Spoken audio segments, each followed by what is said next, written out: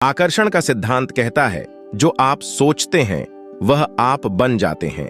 जो आप महसूस करते हैं वही आप अपनी जिंदगी में आकर्षित करते हैं, और जो आप कल्पना करते हैं वही आप क्रिएट करते हैं।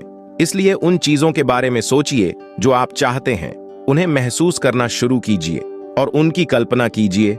ऐसा करने से वह चीजें आपकी जिंदगी में बहुत जल्दी घटित होगी। नमस्कार दोस्तों, मैं आपका दोस्त जनार्दन नाहरा ज्ञान गंगा चैनल में आपका स्वागत करता हूं। दोस्तों, कहते हैं कि दुनिया में मन सबसे शक्तिशाली चीज होती है। अगर किसी चीज को तुम पूरे मन से चाह लो तो तुम उसे हासिल कर सकते हो। यह मैं नहीं कहता, यह सभी महापुरुषों का कहना है। आकर्षण का सिद्धांत भी यही कहता है। लेकिन अगर यह है सच, तो जो हम अपने मन से चाहते हैं वह हमें हासिल क्यों नहीं होता? कोई भी इंसान अपने मन से दुख नहीं चाहेगा, लेकिन वह रहता तो दुखी ही है। हर इंसान अपने मन से कामयाब होना चाहता है, खूब पैसा कमाना चाहता है, लेकिन फिर भी वह कामयाब नहीं होता।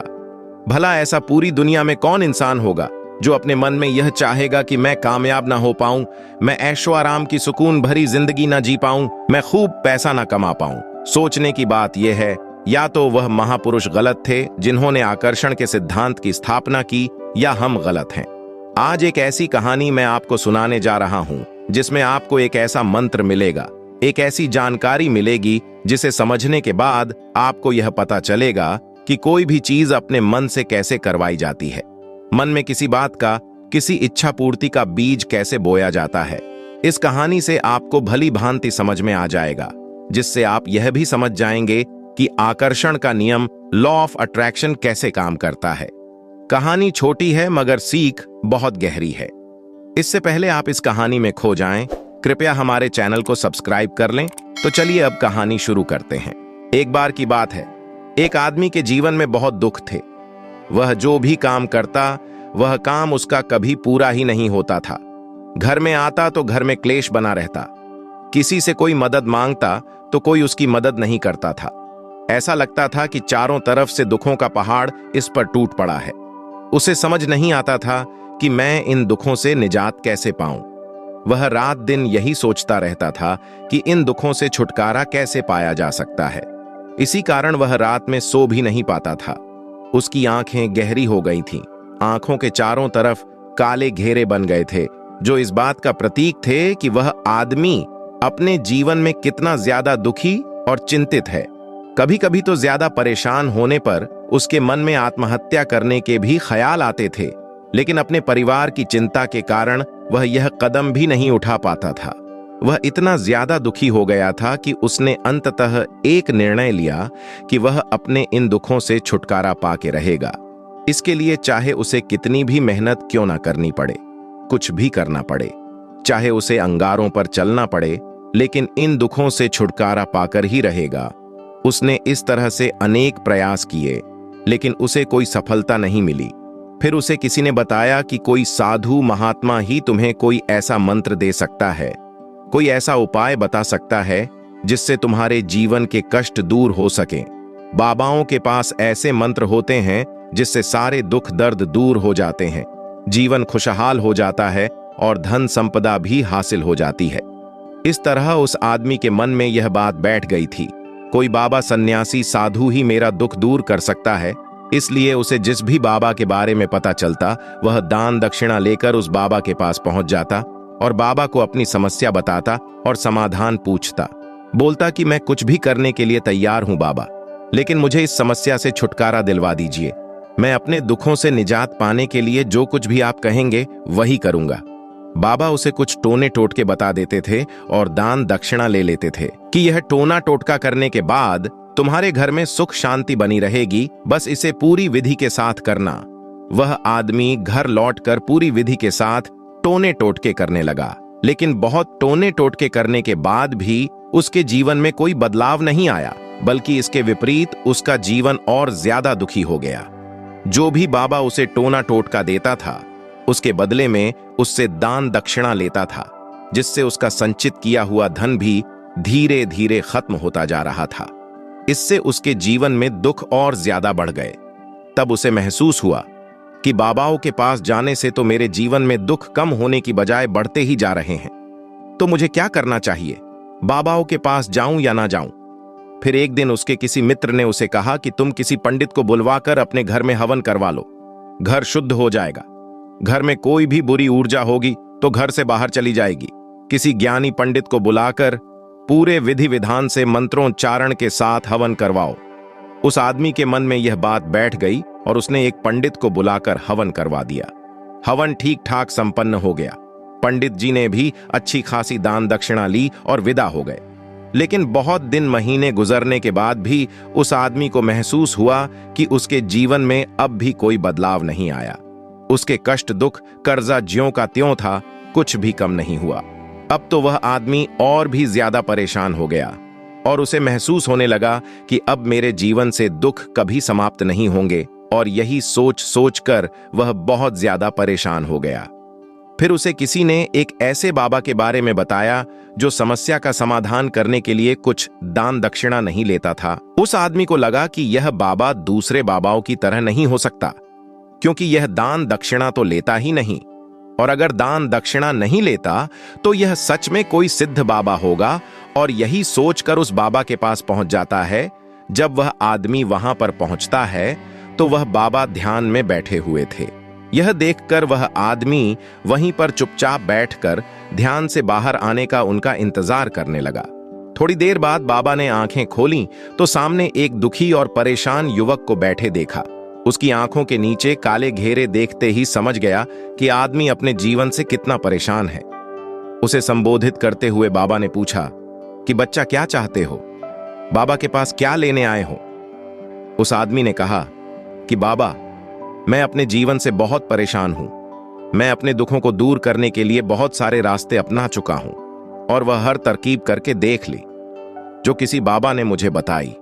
हर वह काम किया जो किसी भी इंसान ने मुझे करने को कहा, लेकिन मेरे जीवन के दुखों में कोई कमी नहीं आई। बाबा, इसके विपरीत मेरे जीवन के दुखों में बढ़ोतरी हो गई। मुझे समझ नहीं आ रहा है कि मैं क्या करूं। कभी कभी तो मैं आत्महत्या करने की सोचता हूं, लेकिन अपने परिवार की सोचकर मैं यह कदम नहीं उठा पाता। मैंने आपके बारे में बहुत सुना है बाबा, और मैं बहुत उम्मीद के साथ आपके पास आया हूं। कृपया करके मुझे कोई ऐसा मार्ग बताएं जिससे मुझे अपने दुखों से छुटकारा मिल जाए। मैं अपने दुखों से छुटकारा पाने के लिए कुछ भी करने को तैयार हूं। आप मुझे कोई भी रास्ता बताएं, चाहे वह रास्ता कितना भी कठिन क्यों ना हो, मैं उसको पार करके रहूंगा। बाबा ने महसूस किया कि आदमी तो सच में बहुत परेशान है। बाबा ने उसकी बात सुनकर कहा कि बच्चा, दुखों को दूर करने के लिए मंत्र ऐसे ही नहीं मिलते। मंत्र पाने के लिए कुछ करना पड़ता है। तुम कुछ कर सकते हो।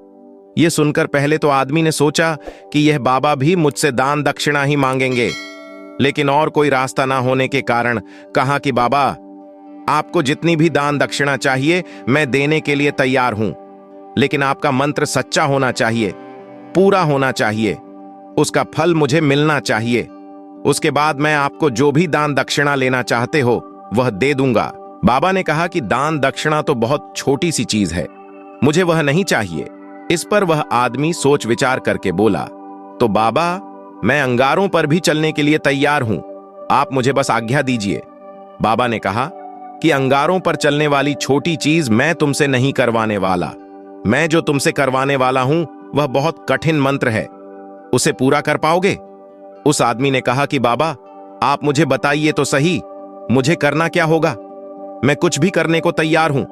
इस पर बाबा ने उसे कहा कि यहां से जब तुम अपने घर जाओ तो रास्ते में अपने मन में यह दोहराते हुए जाना कि मैं सुखी हूं, मैं सुखी हूं, मैं सुखी हूं। बार बार अपने मन में यही दोहराना, और याद रहे जुबान पर यह नहीं आना चाहिए, यह सिर्फ मन में ही दोहराना है।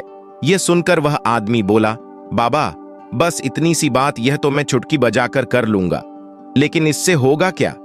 बाबा बोले कि मंत्र को करके तो देखो, वैसे भी तुमने इतने बाबाओं के मंत्र किए हैं, तो इस मंत्र को भी करके देख लो। उस आदमी ने सोचा कि बाबा कुछ दान दक्षिणा तो ले नहीं रहे, और छोटा सा मंत्र है, इसे तो मैं कर ही लूंगा। वह बोला, ठीक है बाबा, मैं ये मंत्र जरूर करूंगा। वह आदमी यह कहकर वहां से उठकर चलने लगा, लेकिन जैसे ही वह चलने लगा, पीछे से बाबा ने आवाज लगाई कि बच्चा, एक बात याद रखना, जब तुम यह मंत्र अपने मन में दोहराओगे तो तुम्हारे मन में बंदर के विचार नहीं आने चाहिए, बंदर का ख्याल भी नहीं आना चाहिए, तभी मंत्र सिद्ध होगा। वह आदमी बोला, मुझे तो आज तक बंदर का कोई विचार नहीं आया, तो अब क्यों आएगा? आप चिंता मत करिए बाबा, मैं बस मन में यही दोहराऊंगा कि मैं सुखी हूं, मैं सुखी हूं। इसके अलावा बंदर का कोई विचार मेरे मन में नहीं आएगा। यह कहकर वह आदमी वहां से चल दिया। वह अपने मन में मैं सुखी हूं, मैं सुखी हूं, यह दोहराता हुआ थोड़ी दूर ही चला था कि उसके मन में अचानक बंदर का ख्याल आ गया। बंदर का ख्याल एक बार आया और चला भी गया, लेकिन उस आदमी ने सोचा कि आज तक तो मुझे बंदर का कोई विचार नहीं आया, यह आज बंदर का विचार क्यों आ गया? और ऐसे करके उसने उस बंदर के विचार को पकड़ लिया और भूल गया कि मुझे क्या मंत्र दोहराना है, और वह बंदर के बारे में सोचने लगा।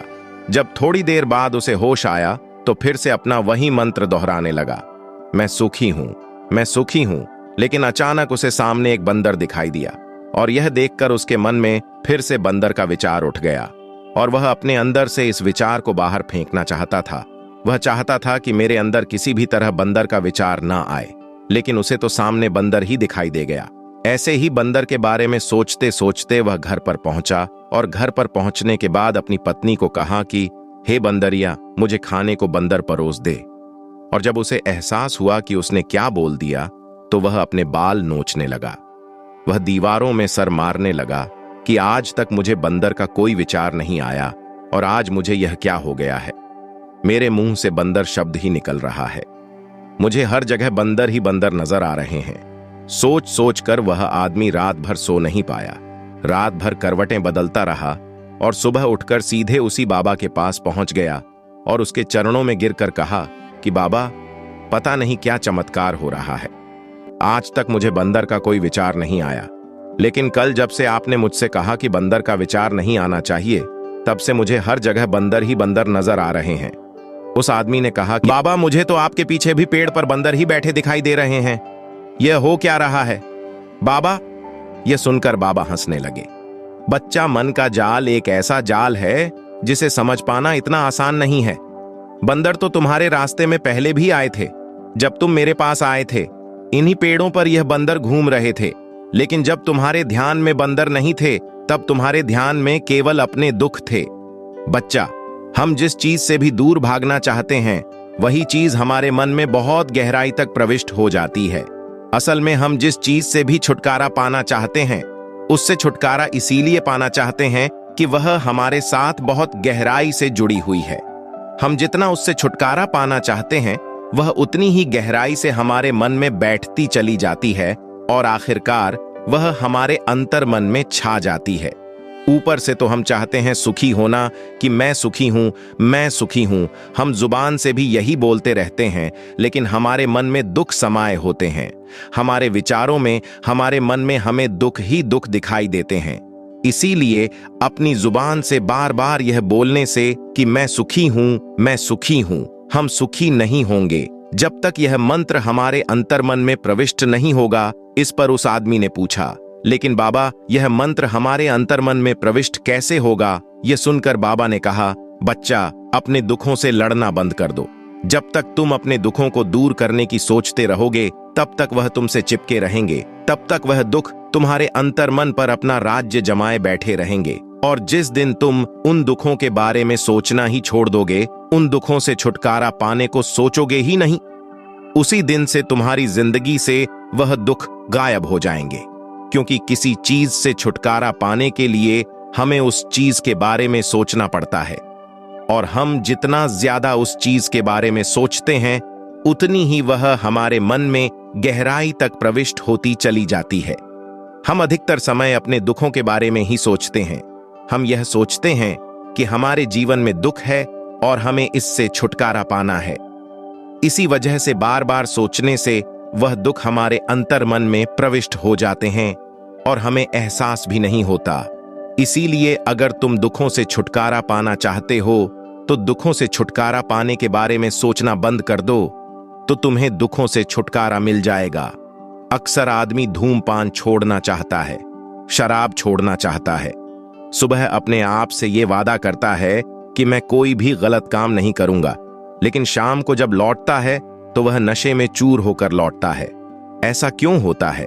जो हम सोच रहे हैं वह हम पूरा कर ही नहीं पा रहे हैं। असल में हम उस चीज को बहुत ज्यादा तवज्जो दे रहे हैं, उस चीज को बहुत ज्यादा अहमियत दे रहे हैं। जब भी हम उस चीज को छोड़ने के बारे में सोचते हैं, हम उसकी विशेषता और ज्यादा बढ़ा देते हैं। हमारा मन उस चीज के बारे में जितना ज्यादा सोचेगा, शराब या धूम्रपान छोड़ने के बारे में जितना ज्यादा सोचेगा, उस चीज के पीछे हमारा मन उतना ही ज्यादा भागेगा। हमें उस चीज से लड़ना नहीं है, बल्कि बिना सोचे गुजर जाना है। और अगर इस मंत्र को हम समझ लेते हैं तो हम अपने जीवन में जो भी पाना चाहते हैं उसे हम अपने अंतर्मन में डाल सकते हैं। और एक बार वह लक्ष्य हमारे अंतर्मन में बैठ जाए तो फिर सफलता पाने में कोई समस्या नहीं रहती, कोई दिक्कत नहीं आती। तो दोस्तों, कैसी लगी आपको यह कहानी? दोस्तों, यह केवल कहानी नहीं है, यह एक ऐसी सीख है, एक ऐसा सिद्धांत है जो आपके जीवन का कायाकल्प कर सकता है।